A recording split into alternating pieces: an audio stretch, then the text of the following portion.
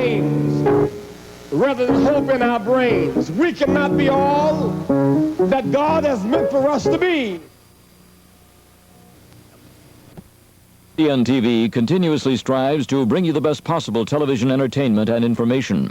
WTCN TV is owned and operated by WTCN Television Incorporated, a service of Metro Media Television. WTCN TV operates by permission of the Federal Communications Commission on Channel 11. The transmitter is located at 960 West County Road F in Shoreview, Minnesota. Studios at 441 Boone Avenue North, Minneapolis. Now WTCN TV continues its broadcasting service. WTCN Television continues its broadcast service with an inspirational message. Inspiration for Living, supplied by one of several religious denominations. The series represents the religious diversity of the community that supports the strong and healthy continuance of the ideals of American society. The following message is an example of the presentations provided as a public service by the television industry and WTCN Television to serve spiritual concerns. Now, Inspiration for Living. Sacred word today is from the Gospel according to St. Mark.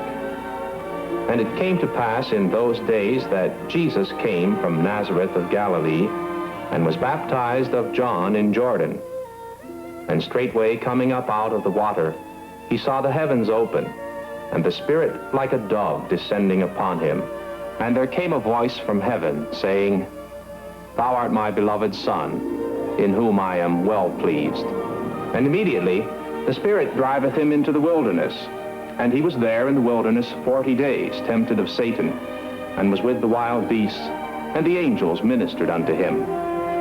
Now after that John was put in prison, Jesus came into Galilee, preaching the gospel of the kingdom of God, and saying, The time is fulfilled, and the kingdom of God is at hand. Repent ye, and believe the gospel.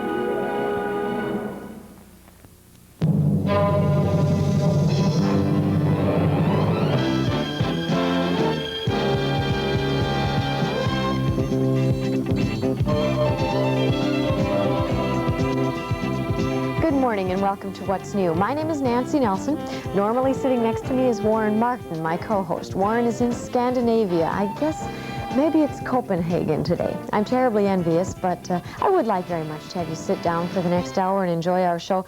We're going to meet a lady who's a magnificent artist. She was commissioned by the United Nations to put together a series of drawings from which were made a series of porcelains of children of the world, because it is the year of the child with the United Nations. We'll look at those porcelains, meet that extraordinary artist. We'll also have Mel Jass, our friend from WTCN TV, here with us today. Mel will be with us every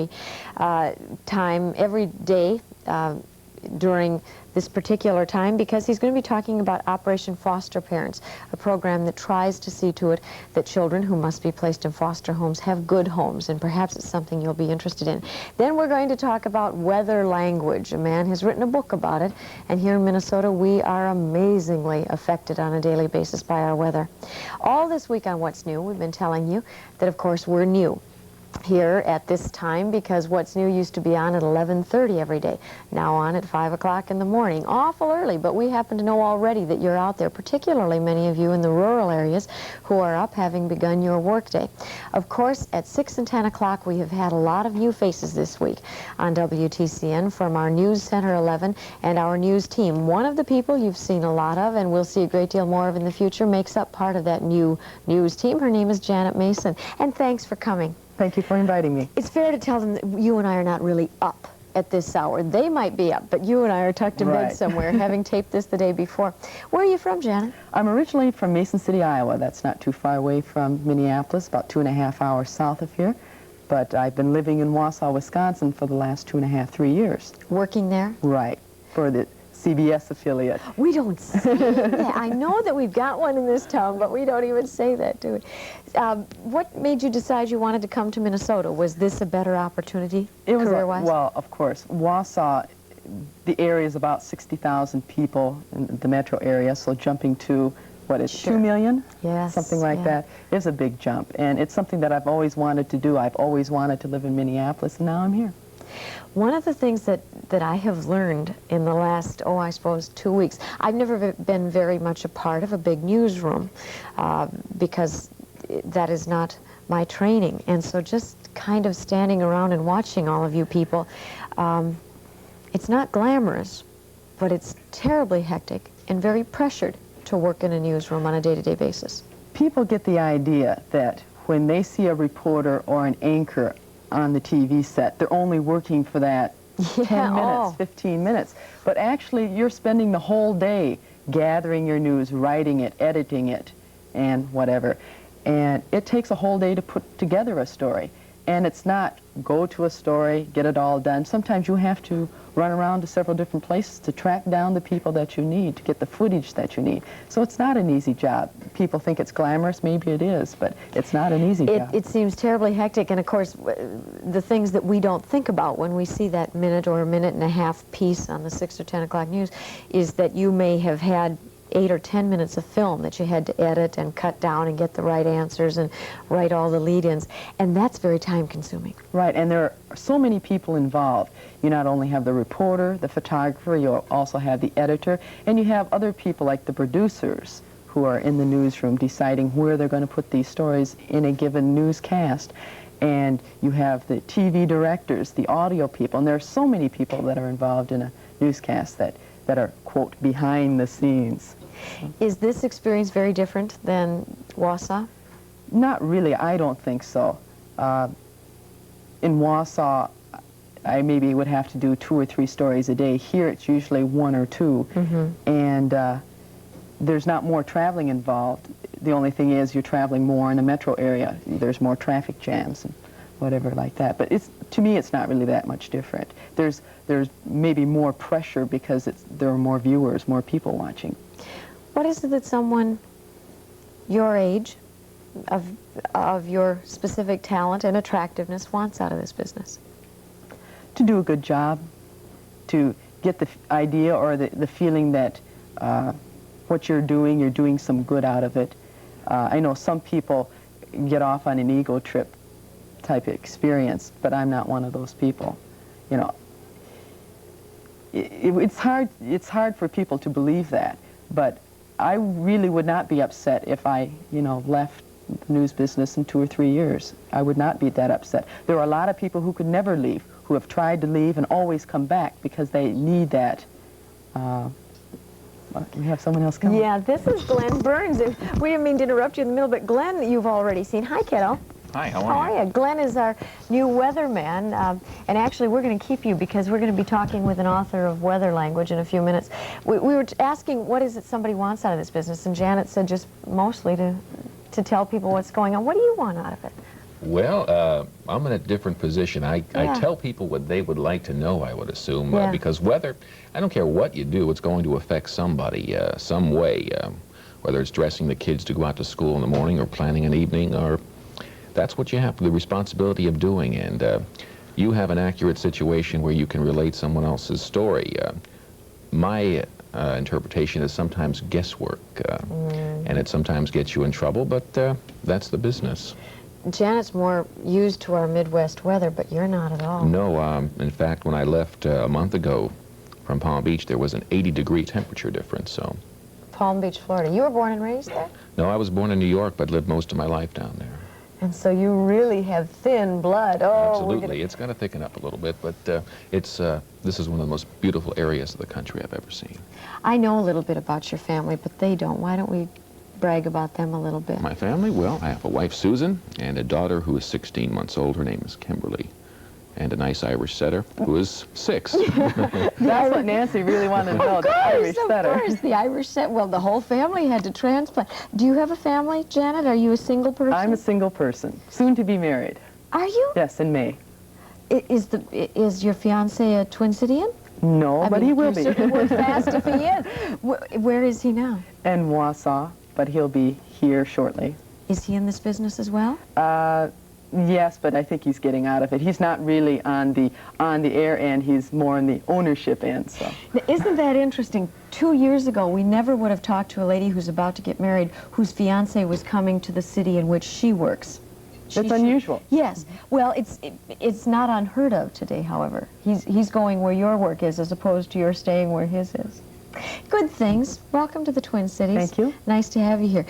We should cover it, don't you think? The whole wedding should be Absolutely. on News Center 11. Except you'd have to go to Wisconsin. The wedding is going to be in Wisconsin. I think it's worth it. We better cover the I'll whole invite you. It'll be the biggest thing since Ben-Hur. We'll see. All right. Thanks for stopping in. Thank you. Glenn, stay where you are. We're going to talk about weather language, I sure okay? will. We'll be right back.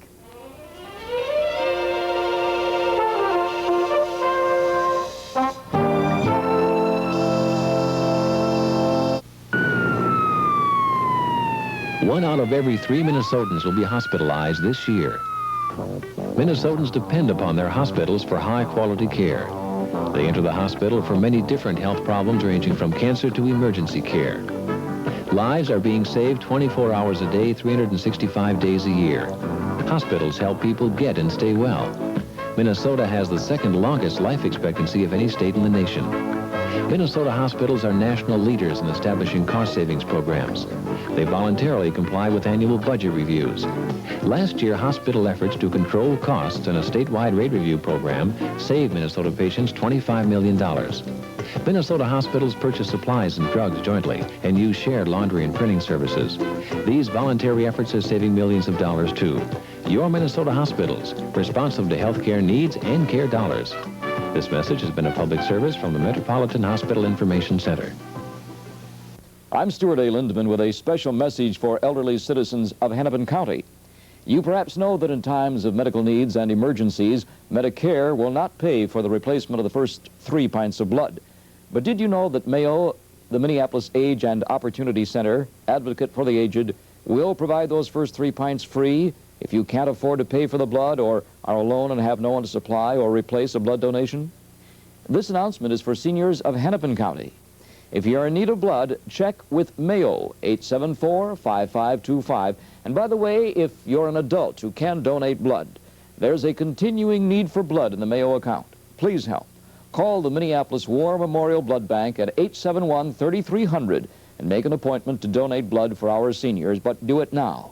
Just tell the blood bank you want your blood donation credited to Mayo. That's the Minneapolis Age and Opportunity Center.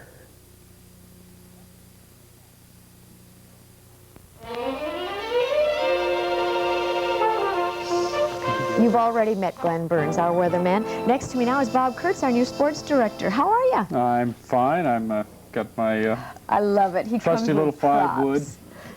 I can't wait. It's I guess it's going to be about a month yet. My but, dear, you have getting to. neurotic. There was a wonderful cartoon that Dick Ginden, who you will become familiar with the longer you live here, did in our paper some time ago. A man sitting on the golf course with a fishing line, and a cross-country skier comes along and says, "Don't you know you're on the golf course?"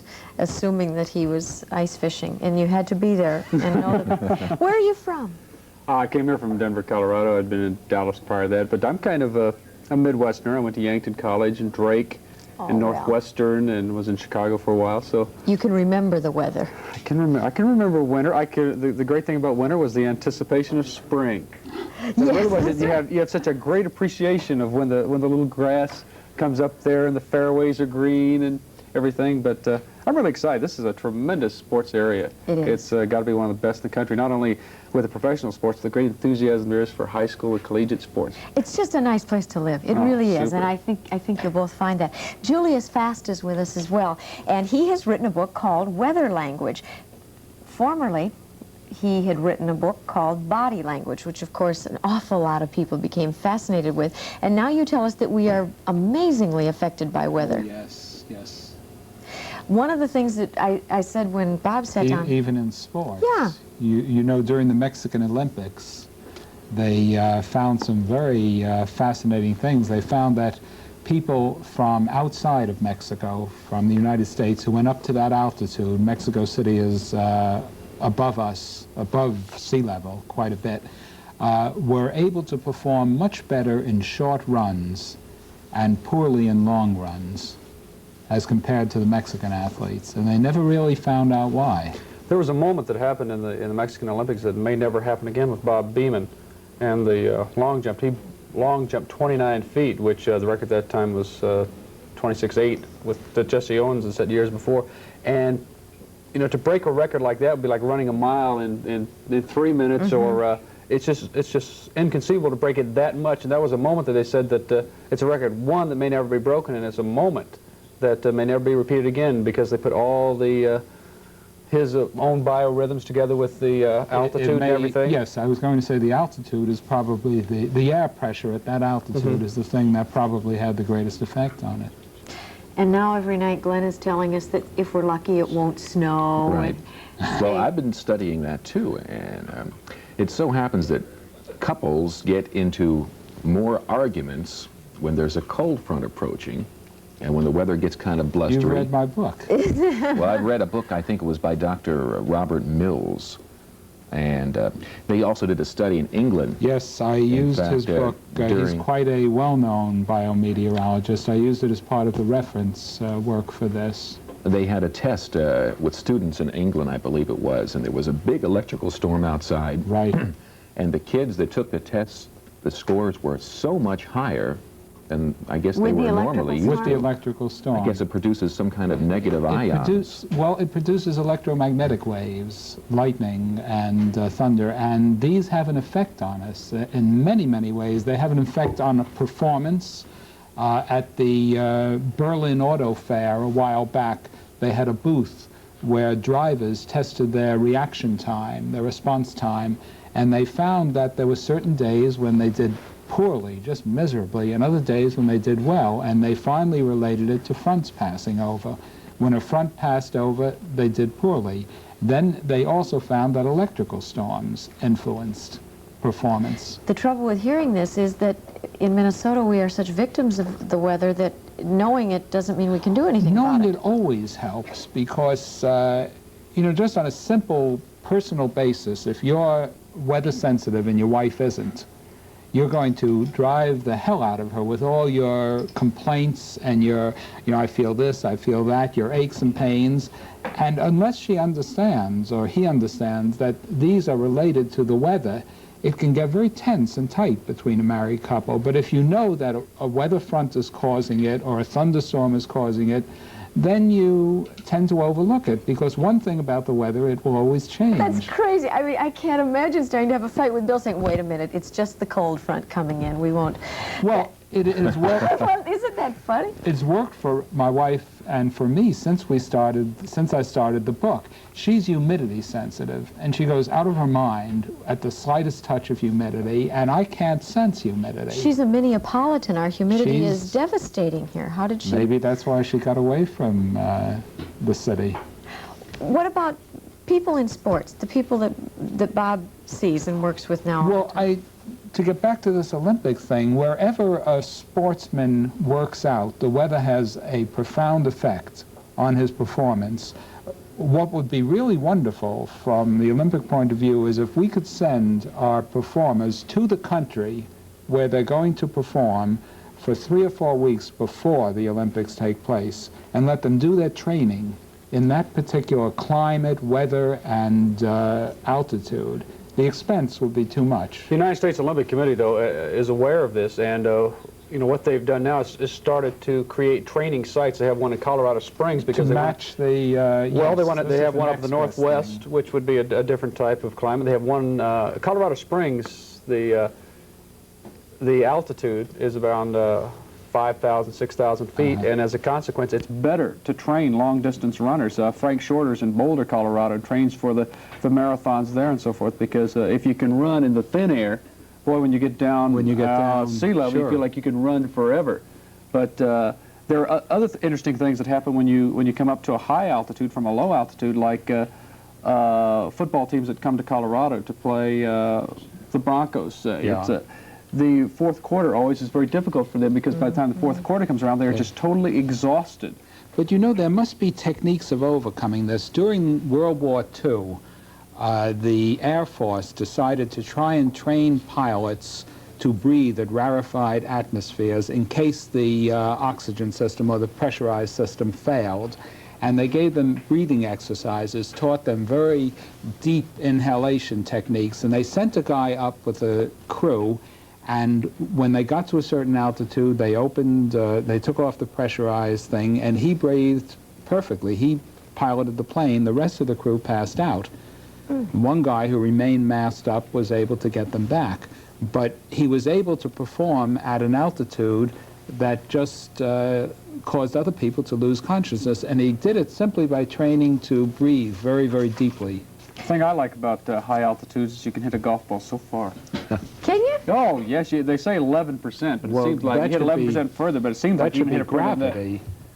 The higher up you get, the less gravity, the less gravitation there is. Well, it also has to do with the air itself, because there's less resistance. You go down, you play in Colorado and go to Florida, and the difference that you hit the ball is You're nodding your head. Are you much of a golfer? No, but I'm a fisherman, and it works the same way. When you have a rising barometer, the fishing always seems to be a little bit better, and the falling barometer, they all hide for some reason. Now, this all sounds crazy, but this book is full of that kind of thing, how the weather affects your heart, the pains in your bones and joints. Okay, let's talk about the important stuff, how the weather affects your sex life. I knew that would happen. Of course, I knew let's get right to the heart of things. The trouble with that is it affects us differently. There are some people who are turned on by a thunderstorm sexually, and the electromagnetic waves that you spoke of have an erotic effect. And I spoke to a young woman who told me that she had a funny thing. There was a lover's lane near where she lived, and it was right downstream from a big hydroelectric plant. They used to go up there and park, and she said ordinarily when a thunderstorm came, it would turn her on. But when she parked in Lover's Lane, she was always turned on, no matter what the weather was, and the boys got to know about it, and they were always maneuvering to get her up there. She said she didn't know what it was, Such goings on. but it was the hydroelectric plant. It was the electromagnetic waves that flooded that particular area. I almost hate to leave you on this note somehow. Actually, it's a fascinating book, and in Minnesota, as Glenn already knows, we care so much about the weather because of its devastating effects on us. And it is an interesting book called Weather Language by Julius Fast.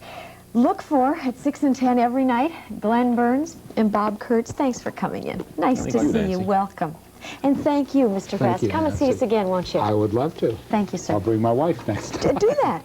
We'll be right back.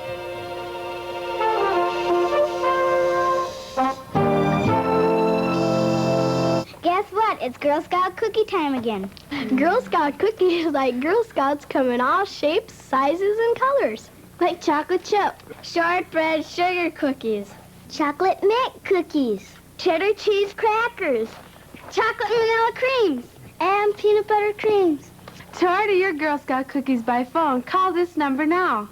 If you believe in tomorrow, buy Girl Scout cookies today. Thank you! Now can we eat?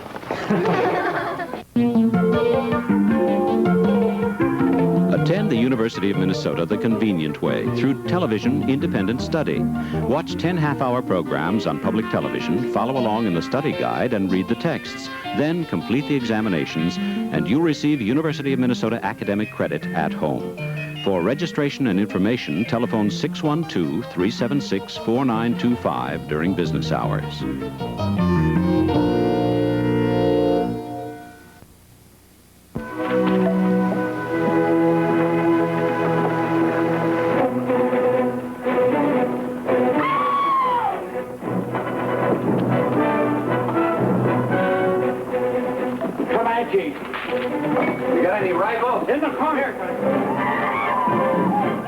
John Wayne, Stuart Whitman, and Lee Marvin star in the hard-hitting Western The Comancheros, Friday night at 1:30 on NBC 11. Bing Crosby, Tuesday Weld, and Fabian star in the hilarious film comedy High Times, Saturday night at 2 a.m. on the new NBC 11. How could you embarrass me so? You should have seen what your brother did to me out there on the dance floor. Thank you.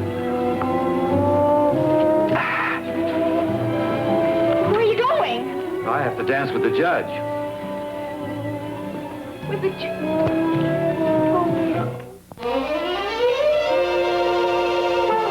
Well, now Lana Moso's here. She's with us every day with Figure Fitness to get you going. Hi, Lana. Good morning. Time to shake a leg. We're going to shake today. As a matter of fact, you know, I think one of the problems about exercising is just making a beginning. But next to that, it's this whole confusion. Many of you are confused about exercise. So consequently, because we are confused, we choose to do nothing about it at all. And of course, one of the reasons it is confusing is the fact that if one wants to condition, for instance, the abdominals, they almost have to have abdominal strength in order to do the abdominal exercise. However, the only way to develop abdominal strength and condition is actually to do the exercises. So it becomes a vicious cycle, and the confusion is ever present. The solution is to find exercises within your range of ability and at your particular fitness level. And we'll introduce all sorts of exercises today, many of which will be very suitable and appropriate for your condition, and maybe the next person will need some that are a bit more advanced. So we'll progress all the way. Meanwhile, let's shake a leg. Let's get warmed up. We go to some jumping jacks quickly. Right? Sometimes that is the best way to do it, is to jump into this quickly. All right, let's have a double bounce inside as the legs come together. You see, sometimes we can go through an exercise program, finish, feel so wonderful, and really wonder and can't remember what we've just done. Don't you hate people that are really happy in the morning? All right, now let's cross the legs.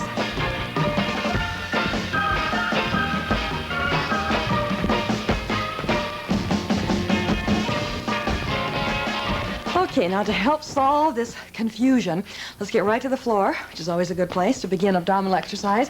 And we'll show you an assortment of exercises, all different levels, whereby you can decide which ones might be better for you. We begin with the simplest of exercises, and yet it is very effective. And because an exercise is simple, doesn't mean it is not going to work, because it will work, particularly if your body requires something that simple. We start with a partial sit-up. The knees stay bent, the hands behind the head. We tighten the abdominals, and we roll up just a little ways, head and shoulders, and we hold it, and we roll back down. This is highly effective.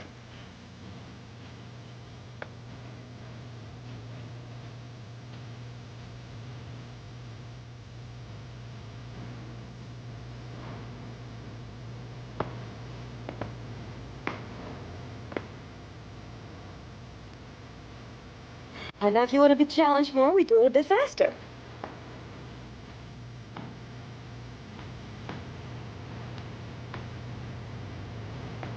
All right, next we go to a half sit-up. This time the arms above the head, and we come up a little higher. Not much higher, but a little higher.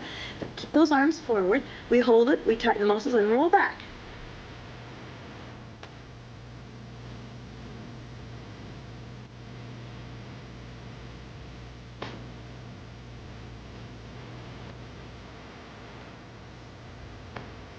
All right, now yet another variation.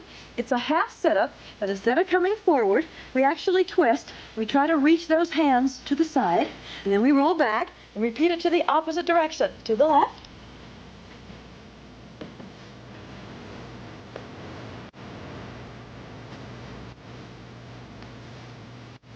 Let's see, this probably looks easy. We are finding out otherwise. And then there's the full sit-up, all the way, and use those arms. We must reach forward to complete the motion, then tighten the middles and roll back.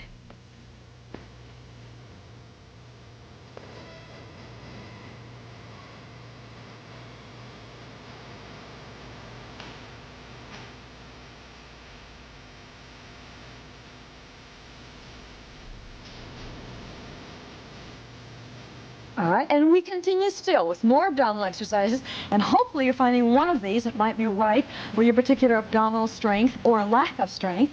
Back in the elbows, this is our alternate knee out, so one leg is straight, one leg is bent, and we alternate. And as we do this, to keep the strain from the back, keep those middles tight.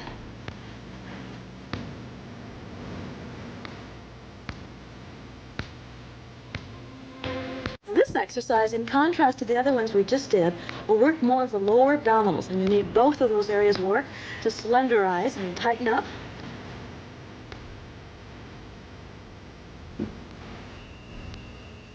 All right, now if this one is not yet enough challenge for you, we straighten both legs and we scissors up and down.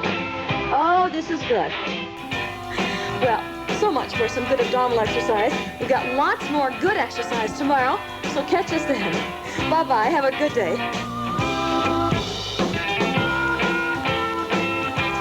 Thank you, Lana. I told you at the beginning of the show, actually, I didn't say it very well. At 5 o'clock, it's hard to get them in on time, you know. Good morning. Mel Jass will be here every Thursday with Operation Grandparents, and of course, you all love Mel very much. And so here he is, and after this commercial message, he'll be here with Operation Foster Parents. Thank you, Mel.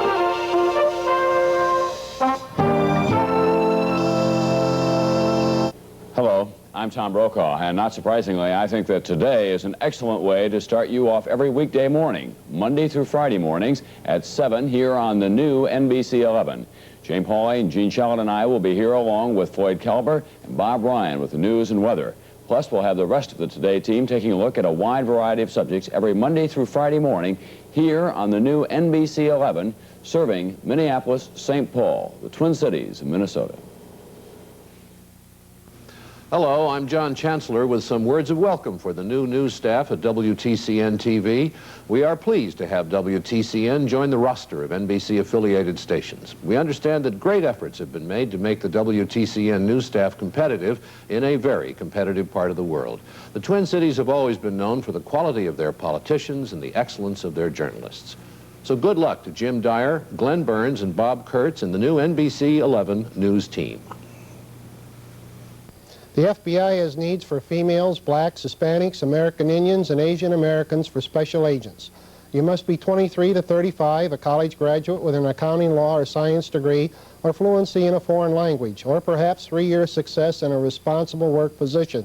The FBI offers 15 weeks of intensive training and a starting salary of $21,920 a year. If interested, contact the FBI.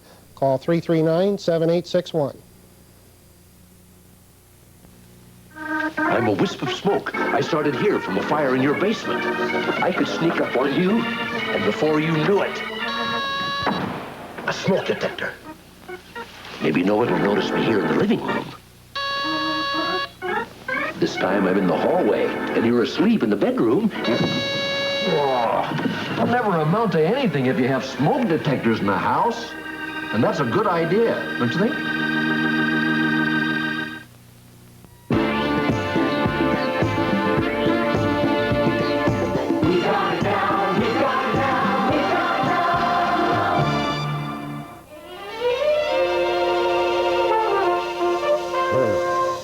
Hi.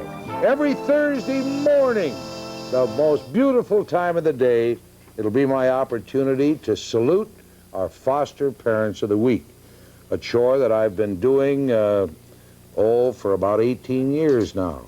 I've met the most beautiful, the most important people, I think, that the Lord lets live here on this earth. The people who open their hearts and homes to outside kids, youngsters, babies, adults, and give them a lot of love. Today from the county of Ramsey. That seems kind of funny the way you got it there. It's Ramsey County. Absolutely. Not the county of Ramsey. We have Chris Peterson, the Group Home Coordinator, Juvenile Service Center. Now, would you introduce our foster parents of the week? I'd be happy to, Mel. We've got Mary Ann and Al Benson with us today. And Al and Mary Ann take boys and girls from our juvenile court who've gotten in trouble with the police and can't go back to their own homes for one reason or another. And Al and Mary Ann have been providing homes for our kids for, 10 years at least now. Going on 13. Will you get your facts straight? It's 13. I know it's early in the morning, but it's 13 years, right? How are you? Fine. Great. And you, sir, making the dog biscuits. Right. Liver Snaps. Right. So we got to give Liver Snaps a plug because I let him have the afternoon off when we're taping this show, right? Sure did. Who's your boss over there? Ralph Erickson. Thank you, Ralph, for letting the old hound dog come over here. Say, Mary Ann. Yes. When you originally decided 13 years ago to become foster parents, did you decide at that time that you were going to work with juvenile offenders? Well, at that time I wanted just one girl for company. Mm-hmm. And I found it didn't work that way. And one girl ended up, and we were licensed for 8. And we are now co-ed. And we went to co-ed in 1969. How many children do you have in your home? We have 6 at the present time, and throughout the years we have 86 kids altogether. Any of your own? No, none of our own. God bless us with everybody else's. Well, you see, I think that's the way the Lord plans things That's sometimes, so that we can have couples like you who are willing to take these children. Is it terribly, terribly discouraging when you get a youngster that you just can't handle? No, you get used to it. You do the best you can for that kid, and when a kid leaves our house, he always remembers us one way or another. Do you hear from them? Oh, yes. Oh, yes. Is that right? Now, tell me this. How strict a discipline do you have to run in your home to handle this sort of a situation? Well, it depends on the kid, you know. I mean, some need more discipline than others, and we feel that we run a pretty tight ship, you know. We got a lot of moms and dads watching. Maybe they're having trouble with their own flesh and blood kids. What sort of rules and regulations do you put down in your home? Well, I think the first thing is when you say something to your kid, you better mean what you say. You know, and if you say you're grounded for a week, you better stick with it. In other words, no false threats. No. You do that again, I'm going to get you. Right. You can't back off of what you're saying. I think that's very important. You have to be very consistent. Right. And what do you do besides grounding somebody for a week? You use that as an example. We have different forms of grounding. Well, I mean, like not what? just sitting on campus for a week and not, you know, twiddling your thumbs. I'll give a girl a month of dishes if she's really done something bad. And different chores, you know, the best things they like, give it to them. Ha-ha. And they learn. How important is, how difficult is the teaching of respect for authority? Today it's getting a little bit harder. And you have to really sit and do some talking to instill that into the child. But there is authority no matter how old you get. That's right. If you drive down a freeway, there's signs tell you where to turn, what lane to be in, how fast to go. And if you don't obey that authority, you're going to get a ticket. Exactly. And even though they call it a freeway, it wouldn't be very free if there weren't some laws, right? That's right. The children that you get, and I'll call them children, even though I know they're teenagers. Young adults. Young adults. How difficult is it the first week or two or the first month they're with you to get this idea of the fact they've got to obey authority across? Well, that can vary because some kids come in and they give you a honeymoon period and they're really great. And then kaboom, you got it. Good shoes. Yeah. And then others come in and they just give it to you right then and there. Well, and you just got to grab that ship and say, hey, I've got the sail and I'm doing it. Do you enjoy this work? I love it. I wouldn't do anything else. It's my life. Well, you're wonderful. Mary Ann and Alan Benson, we salute you as our foster parents of the week. Any of the kids watching? Yeah. Give them a wave. Hi, kids. Behave yourselves. Who do we need right now to call up? Anyone interested in joining our program can call me, Chris Peterson, at 292-6650. It's on your screen. And we're looking for foster parents in the city of St. Paul who would like to provide homes for boys, and also families who would like to provide homes for youngsters coming out of drug treatment. Well, wonderful. I hope you call. Mark that number down and give them a ring when their office is open. Thank you very much. See you next week.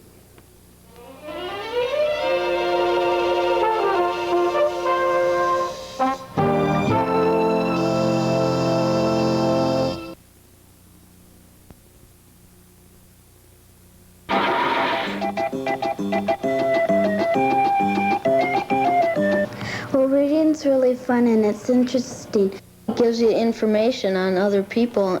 If you start reading a book, you might start liking it and you might be able to read some more books to get more facts. It's really nice reading. It's like another land that you can just go into when you pick up a book and start reading.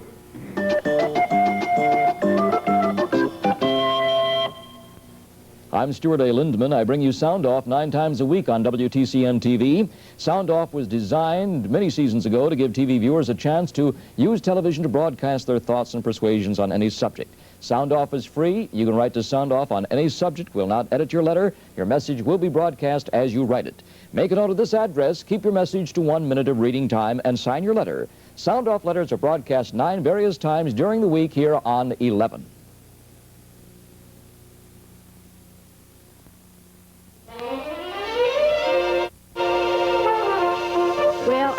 I'm ready for a green pie at this hour of the morning. It's okay, you can put your arm around me. I need to rest on someone. It's so early. I don't do that. I really don't. Your husband's watching. So What about Bonnie? Is she chopped liver? It doesn't matter if Bonnie's watching? No, she don't pay any attention. You Oh, know. I see. This is Chef Hank Meadows. We love it. Okay. Chef Hank Meadows is with us every day on What's New, and I'm going to get out of your way because what you've got to do is important. Okay, come back. Try a piece of pie. No, I'll watch you try it.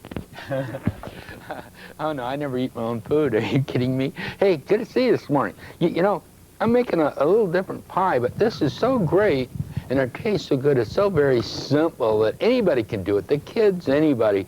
And what's good about it, you can use any kind of fruit that you want. You can use straight pineapple. You can use strawberries, of course, when you can buy them. You can use bananas. You can use canned fruit. And it's a super deal. And you get all these little things together here. Now, let me show you what I done. I opened up a small can of pineapple.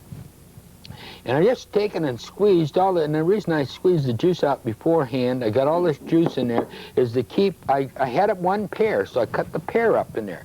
All right, now I'm going to take a couple bananas, and I'm going to put the bananas into the juice. And the reason I do that is to keep the bananas and the pears white. You can add about a teaspoonful of lemon juice in there, and that really helps also to keep it nice and white. They've got things on the market that does keep it white, but I don't use them because I don't believe in some of the different things they put in there. So I try to make it as natural as I can.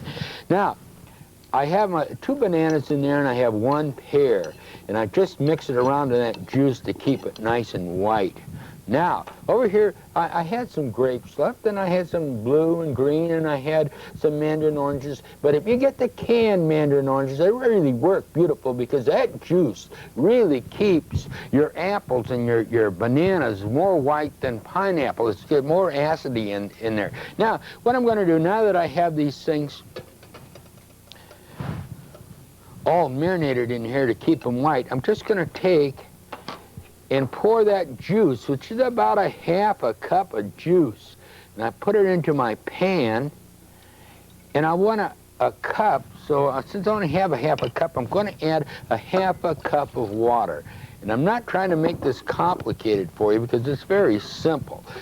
You know, you can even use straight juice or whatever you like. It's very simple, but a cup of liquid. Now, if you put lemon juice in there, then you should add just a little bit of brown sugar. It gives a little flavor. And if you're on a diet, forget it. You know, you don't need it because it still comes out good. And I'm just putting in a good tablespoon of brown sugar. Give it a little flavor. Let it come to a nice rolling boil. And I went to the store and bought a package, and this is the 3.5 ounce package of royal gelatin.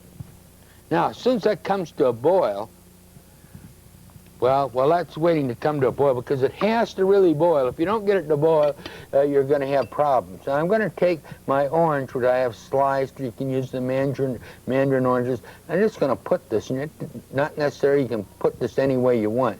Just put this into my baked pie shell. And it's a 9-inch deep baked pie shell. And then I'm going to add, and this is boiling, my package. Now, that's just 1 cup. And we just mix that right up there, that Jell-O in there. And with that, 1 cup of sour cream. Now see how simple this can be? We take that sour cream, just completely mix it. Take a whip, just whips right up. That'll whip right into a, blend right in. And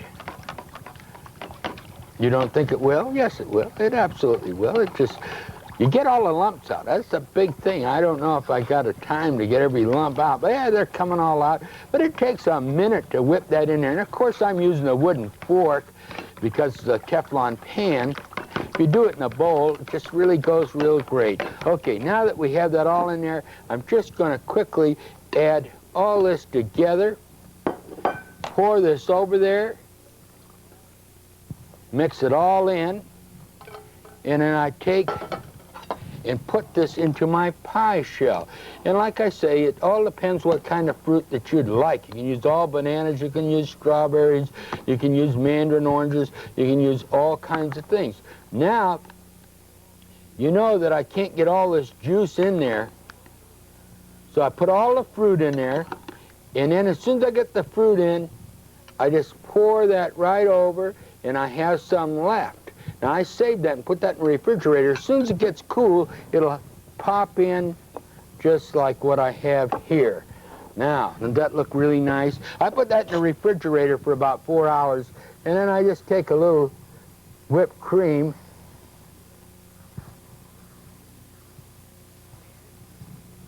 and we take and we just cut this. We'll take a look. It's sliding around the pie shell there on the plate. And I quickly done this, but look at that. Just, isn't that really gorgeous? Now just put a little, now if you have some chopped nuts you want to put on there, ooh, goodly good, oh, will you start the day? And anybody can make that in the whole household. And I just went through it slow, and I told you all kinds of fruits, anything you want, but just remember, just enough fruit to fill up your pie shell and put some Jell-O and sour cream on it. Sour cream pie that got flavor, inexpensive, goodly good. Time to go till tomorrow. We'll see y'all then, and God love every one of you. Hi, Nancy, baby. Hi. You want to try that? Back. Okay, we'll be right back. Hello, I'm Nancy Nelson. I want you to watch this film behind me. It simulates a situation that could happen anywhere, anytime. We're all conscious of safety measures, but accidents do happen, and when we least expect them. At a time of crisis, do you really know what to do to preserve life? Prepare yourself. It's easy and it's not time-consuming.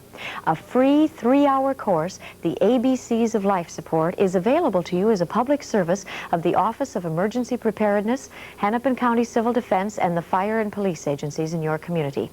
A telephone call to 823-5204 will tell you the time and location of the next class. It's what you do in the first 4 minutes after an accident that spells the difference. What you do may spell the difference between life and death.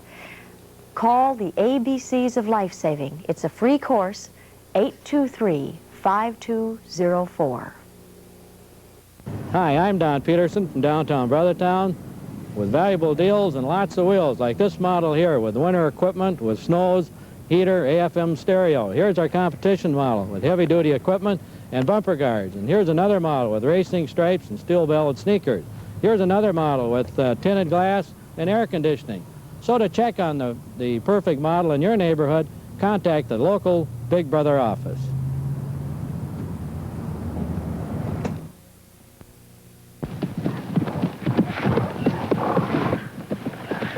Carl! Abana! Rudimensa! Rudimensa! Harry!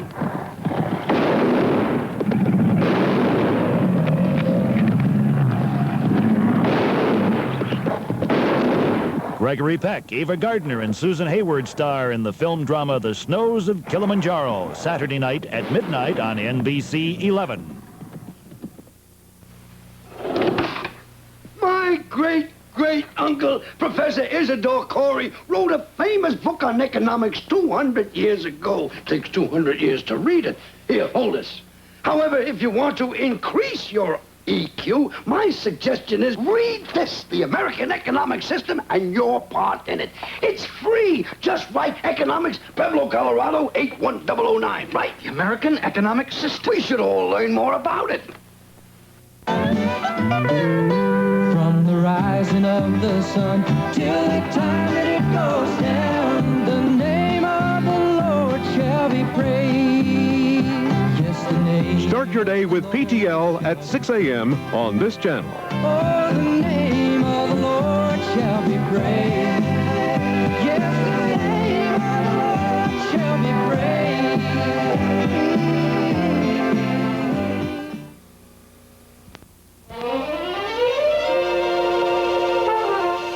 I would like you to meet an extraordinary artist, Carol Lawson.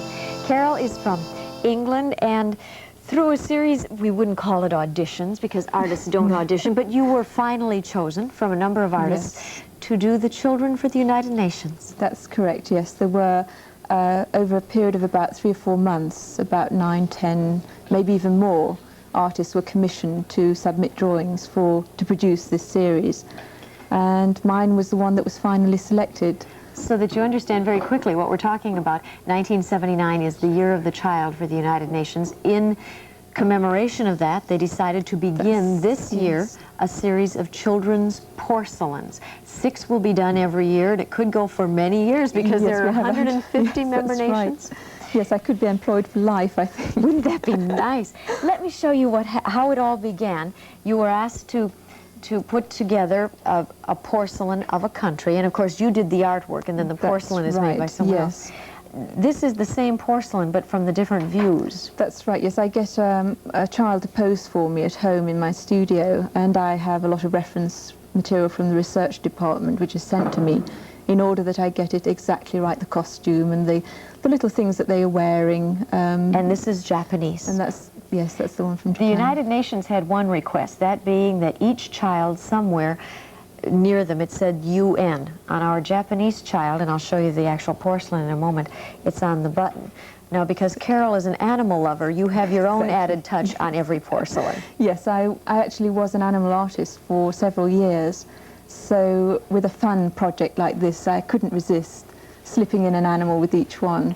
Now, you've seen the drawing. Here's the resulting porcelain. So this is the Japanese porcelain. These porcelains are not what people would term limited edition because they're not numbered. However, they will only be made for that year, as many as can be manufactured. And then at the end of that year, it will go on to another 6. The animal in this one is the dog. And here's our UN badge. And I'm going to pick up, this is the little boy from Japan. I'll put him down. I love these, they're exquisite. This is a little girl from your country. Exactly right, yes. I think if I didn't get that one right, I would be really not doing my job properly. Here again we have the UN, and as we turn it around, and look at this, as we come around, isn't this charming? We see the rabbit, and he's even taken a bite out of the bunch of carrots. Well, we tried to keep them, we wanted them to be fun, to be amusing, and I think it's having an animal as an extra prop along helps in that way. What country is this? This one is Nigeria. Actually, there's something about the little frog you see there. In the manufacture, he has his own separate mould. He's not all done in one mould, so in fact, when we were watching them being made, there were whole trays of little frogs and little rabbits, which is really sweet. And of course, they're all hand-painted. Yes, yes, and that, of course, is such a time-consuming thing.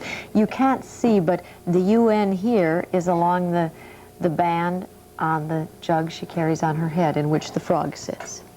And this is... She's Nigeria. Yes. I was going to show you, I can show you the bottom of the next one, because this is what it would say. It says, the UN children, and they all have names? Yes, they've all been given names. This is Sven from Norway. That's right.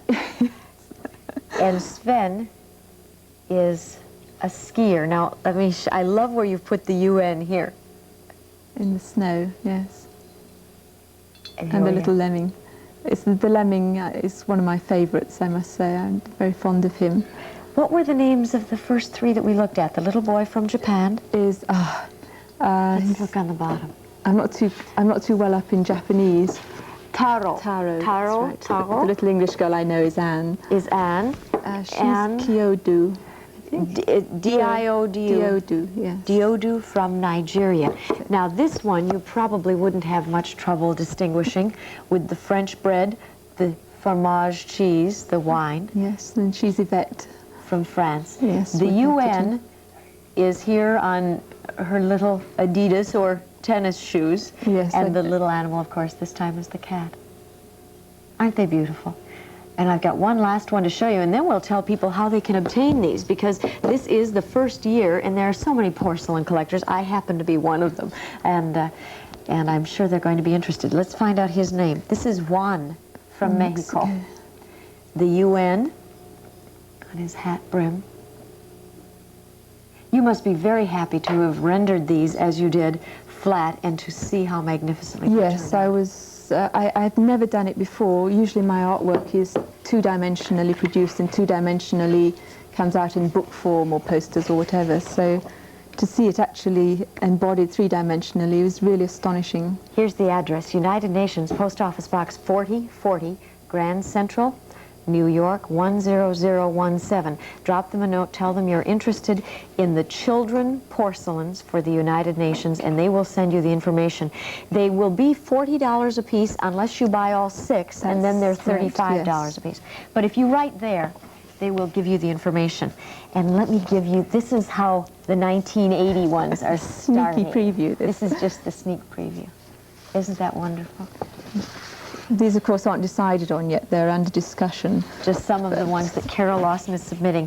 Thank you. Will you come see us again? I will do. Congratulations. Certainly. You're a wonderful artist. Thank you for doing the children. Thank you. We'll be right back.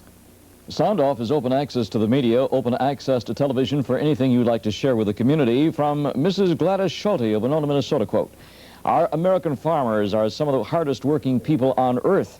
We Americans are the best fed people on earth, and that's why it makes me so mad to see on the news how these men were met by the police in Washington, D.C. with tear gas clubs and drawn guns.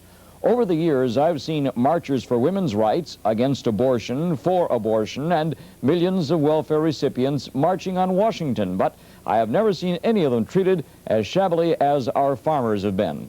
We are not farmers, and I do not know if their demands are justified, but I do know they should be treated with dignity, as I would expect to be treated by my democratic government. These farmers have a right to their day on Capitol Hill," close quote. And that letter came to us from Mrs. Gladys Schulte of Winona, Minnesota. Sound Off is offered to give you free airtime to say whatever you'd like on Channel 11. When babies make babies, you have short-term pleasure, a night of fun, but long-term pain. When you don't do your homework, you have short-term pleasure, but when you can't read and write and can't get a job, you have long-term pain. Nobody will save us from us, for us, but us.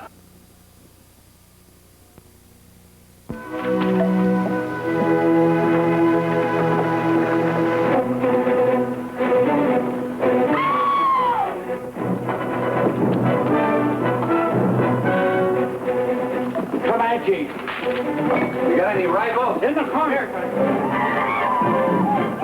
John Wayne, Stuart Whitman, and Lee Marvin star in the hard-hitting Western The Comancheros, Friday night at 1:30 on NBC 11.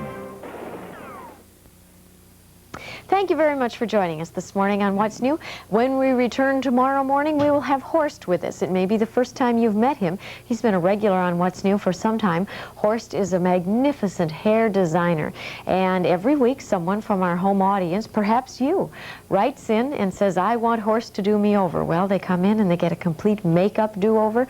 He cuts their hair, styles it, perhaps gives them a permanent, whatever is necessary. And from the beginning to the end of our show, you see a whole new person develop. We have a great deal of fun. We'd like very much to hear from you. Don't forget, drop us a note. Let us know you're out there, what you would like to see. My name is Nancy Nelson. I'll see you tomorrow morning. Have a good day.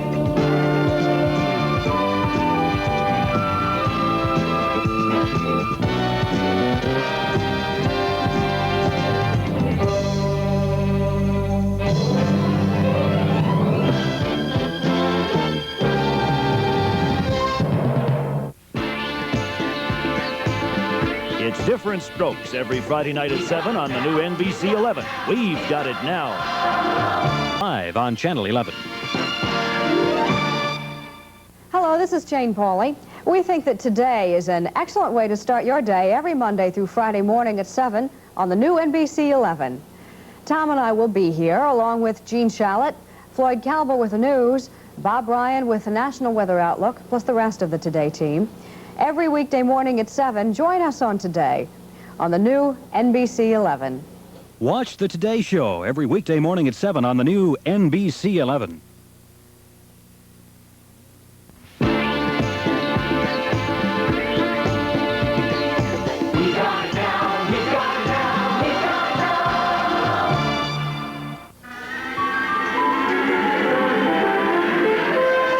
The PTL Television Network presents Baker, hosting the world's most unusual talk variety show with outreach and ministries around the world via television, radio, and satellite. Originating today in the beautiful Heritage Village Studios in Charlotte, North Carolina, this is the PTL Club. Our special guests today include Doug Weed, humorous and controversial writer, lecturer, and teacher. Doug is ministering this week at our PTL seminars on the subject, the importance of having a vision. Doug has written many books, including The C.M. Ward Story, The Compassionate Touch, and the story of the Jonestown tragedy, People's Temple, People's Tomb. Also, Alex Slattenberg, Jr., youth minister of Rock House at Calvary Assembly of God in Orlando, Florida. He has a vision of a new Jesus movement, which the youth are raising up in the local church. And Bob Houlihan from Tokyo, Japan. Bob has been serving the Lord in the North Asian area, and he's now the executive producer of PTL Japan. Elmer Bueno, the host of the Spanish language PTL Club, will share some film on his recent trip to South America. Today's minister musical feature, Jeannie Clattenburg, soloist from Longwood, Florida, formerly with the Jerry Olicorn Trio, and our own PTL musical family member, Paul Forrest. Plus, the PTL Orchestra and Singers, under the direction of Charles Spur. I'm your announcer and co-host, Henry Harrison. And now, here's your host, PTL President, Jim Baker! Thank you. Oh, what a nice audience we have. Oh, yes. You are nice. Oh, this is the day that the Lord has made. Amen. Let us will rejoice and be glad in it. Praise God. Hallelujah.